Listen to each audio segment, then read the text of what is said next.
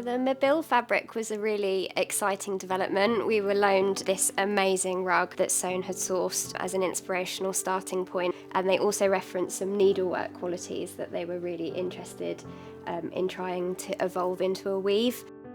This was a really long design process because it was a new technique and the colouring of the design is really complicated.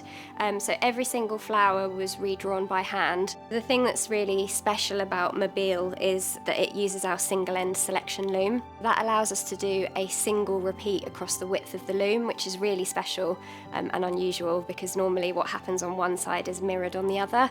On top of that, then the repeat length that we decided on is over 3 meters. So it's a really large repeat of fabric. The fabric itself uses 8 different colors of yarn, but within the design, there's then 25 tones that are created through different blendings and combinations of those yarns working together. From a sustainability point of view, you're not having to use 25 different colors of yarn. The yarn colours picked from the yarn stores and brought down to the loom, and then the weaver will load up the cones onto the carousel, pull them through the selectors, which tension all the yarns as they go into the weave, and then they will weave across the width of the loom.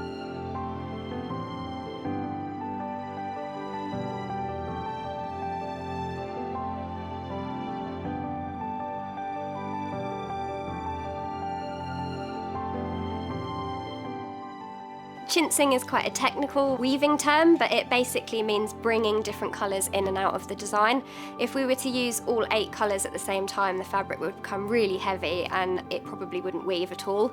So what we do is we use 4 or 5 colours at any one time, and we decide which of those colours we want to bring in depending on the colours that we need on the face and how we blend the yarns. You can really see this on the back of the cloth where you get the different bands of colour coming in and out, whereas on the face of the cloth you get much more of a smooth transition and you can't tell where different colours stop and start.